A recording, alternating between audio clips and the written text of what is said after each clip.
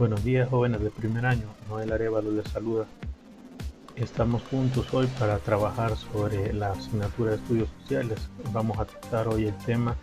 llamado principales aliados de Estados Unidos en Europa y el resto del mundo en el contexto de la Guerra Fría y la posterior caída de la Unión Soviética. Recordemos que en una temática anterior ya habíamos hablado sobre los países que conformaban el bloque socialista, es decir, aquellos países que apoyaban la postura de la Unión Soviética, también conocido como el bloque del Este. Pero el día de hoy es el turno para el bloque capitalista, es decir, los países que eran aliados de Estados Unidos y su política económica. Vamos a comenzar. Hay que iniciar haciendo un poco de reflexión sobre la situación que se mantenía. Ya decíamos que se conocía la situación social con el nombre de Guerra Fría, una situación de enfrentamiento entre dos superpotencias, la Unión Soviética por un lado y Estados Unidos por el otro, y basta con ver el diseño de esta imagen en la cual ambos personajes están forcejeando con una mano y con la otra tienen su dedo justo para presionar un botón que detona una bomba en el lado del contrario. Esto refleja de manera cómica, si quieren, la situación tan tensa que se vivía en ese entonces, es decir, cómo se esperaba de la sociedad en general que en cualquier momento ocurriese un hecho que desencadenara un conflicto bélico en cualquier instante, un conflicto bélico de grandes proporciones. Vamos a entender el concepto de países aliados de Estados Unidos dentro de un contexto determinado por una política exterior llamada Doctrina Truman, que era impulsada, orientada y diseñada desde Estados Unidos. Valga decir que esta doctrina tenía dentro de sus variadas áreas de ejecución otra política denominada Plan Marshall,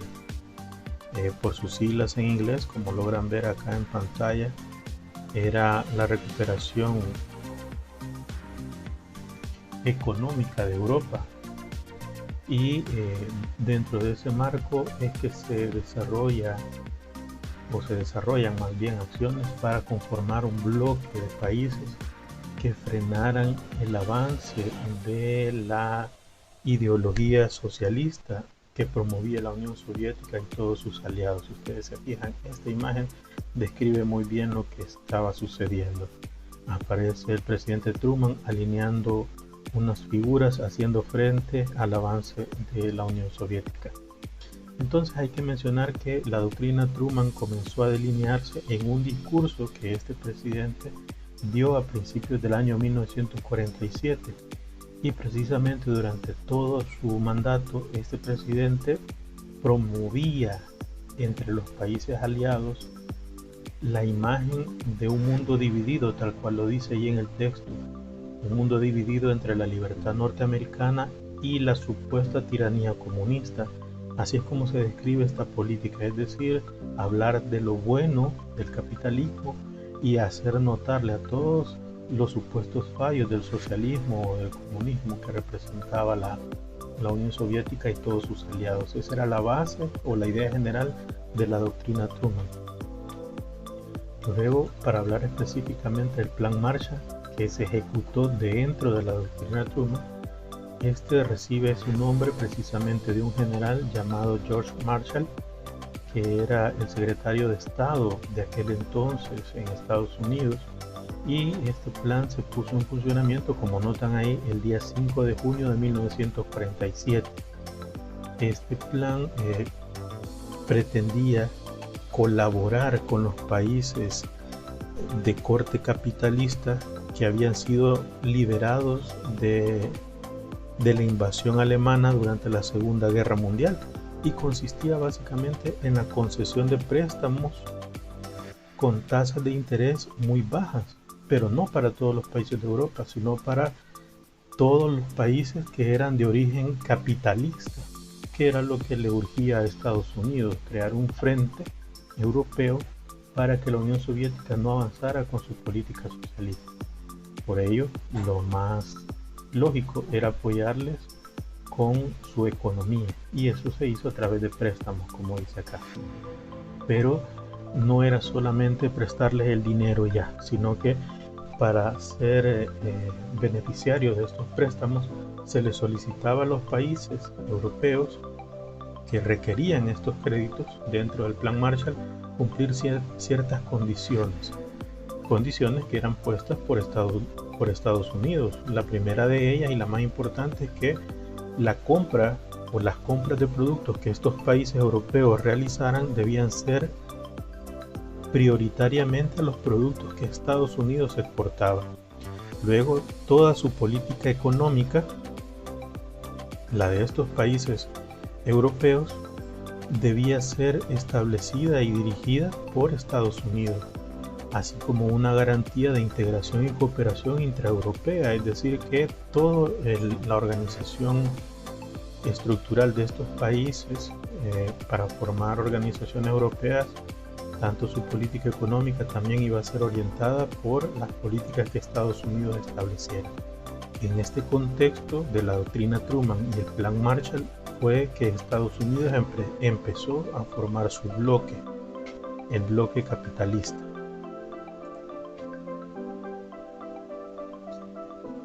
Ahora, ¿cómo se dio la consolidación de esas alianzas? Es decir, es importante entender que los pactos entre naciones no se conforman solamente de palabras, en el mencionar de que un presidente está de acuerdo con otro, sino estas situaciones políticas internacionales se concretan en la firma de tratados y documentos internacionales. Por esto, la consolidación de esas alianzas estadounidenses con otros países de América Latina y del continente europeo se quedó plasmada en estos diferentes tratados que vemos en este cuadro. Y como notan, empiezan a formarse casi inmediatamente después de que la Segunda Guerra Mundial terminara. Por ejemplo, el Tratado de Río, que es un tratado con más de una veintena de miembros latinoamericanos, fue firmado en 1947, y con este tratado se logró crear la Organización de Estados Americanos, la que hoy conocemos como OEA, que es una organización de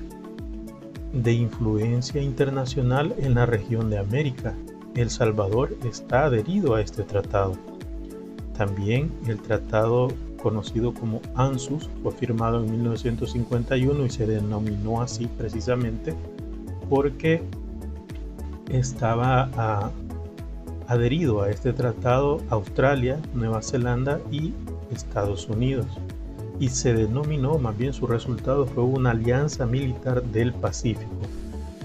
Luego, otro tratado ejemplo es la Red de Alianzas Occidental, firmado en 1954, y de esto se obtuvo como resultado lo conocido como SEATO, o por sus siglas traducidas del inglés, Organización del Tratado de Asia del Sureste. Otro ejemplo más es el Pacto de Bagdad, firmado en 1955, y de ahí resultó también otra alianza de seguridad del Medio Oriente. Si ustedes se fijan, la mayoría de ellas están orientadas al área militar y comercial, es decir, era una búsqueda de apoyos militares y comerciales que hicieran frente al bloque socialista que se expandía en Europa del Este.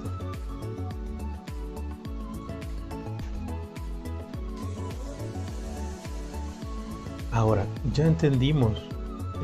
que tanto el bloque capitalista como el bloque socialista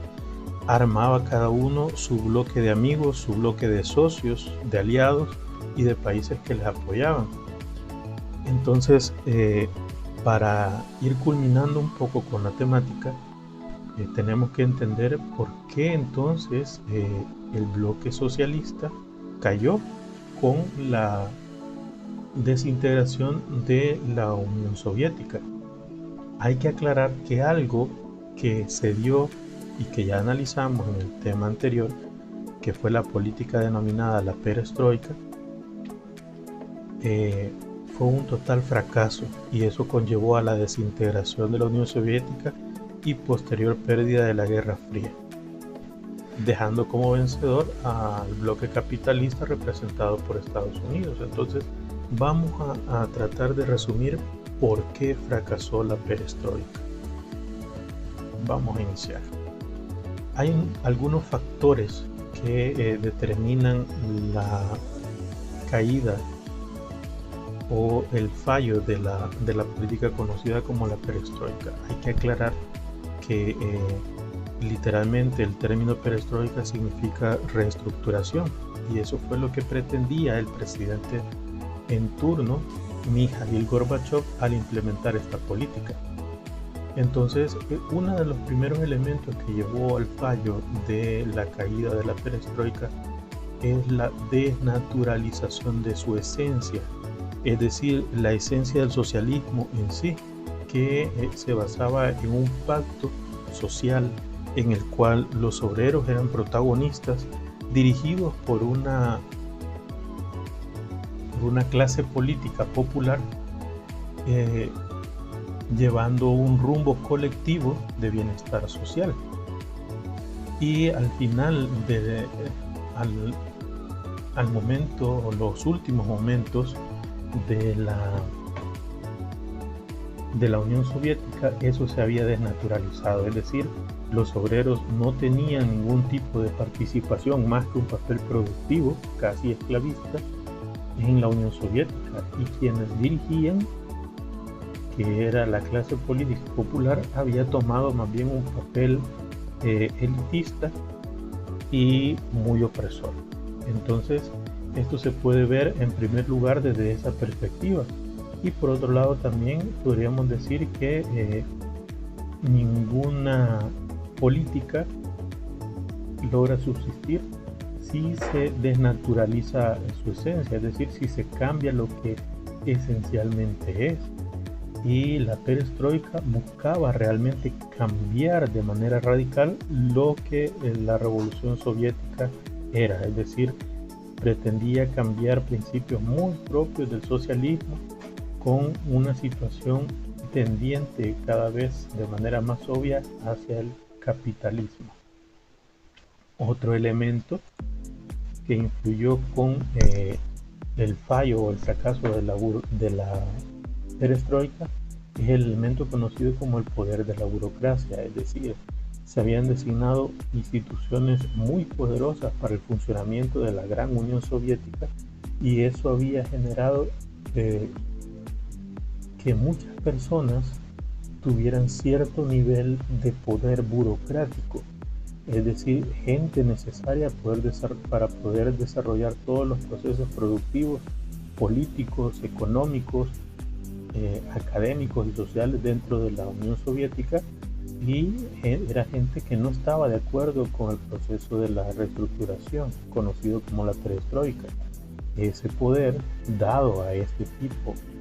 o clase de personas, obstaculizó el desarrollo pleno de esta política. Luego, un tercer elemento es la manipulación de los sectores procapitalistas, es decir, dentro de la misma sociedad de la Unión Soviética existían grupos de personas que no estaban a favor del sistema socialista como organización económica, y por ello buscaban cualquier espacio posible para poder promover el capitalismo, un cambio hacia el capitalismo, y dentro de sus actividades era manipular también con una serie de discursos enmarcados en los cambios propuestos por la perestroika, a tachar de estalinistas a personas que se oponían al desarrollo del proceso de la perestroika, lo cual llevaba a Mikhail Gorbachev a tomar decisiones o posturas muy apresuradas para no ser tachado de retrógrado y ser visto como un progresista visionario. Por último, tenemos el otro elemento que denominado Los trabajadores estaban confundidos y desmovilizados. Recordemos que tenían en su principio la Unión Soviética un sector obrero muy organizado, muy activo dentro del accionar político de su nación, pero con el tiempo, cuando se fue desnaturalizando la sociedad soviética en su esencia socialista, a estos obreros se les relegó a un papel de esclavos, a un papel productivo nada más, y se les negó participación, se les negó información, y en muchos casos se les llevó o se les llegó a reprimir en sus posturas si es que decidían, o más bien decidían de la postura del partido en gobierno, es decir, del partido soviético. Entonces, esta situación que vino a aperturar un proceso de cambio, un proceso en el cual se les facilitaba a los trabajadores expresar su opinión y ser parte de procesos renovadores, los tomó por sorpresa y no supieron adaptarse al cambio, muchos de ellos porque eran totalmente leales a los dirigentes que habían tenido por décadas, y eso no permitió que el sector apoyara el proceso de una manera más ordenada y menos agresiva como se manifestó. Por estos 4 elementos, quizás habrán más, es que la política orientada por Mikhail Gorbachev llegó a fracasar en la Unión Soviética, y eso al final llevó a un golpe de Estado que acabó por desintegrar la Unión Soviética.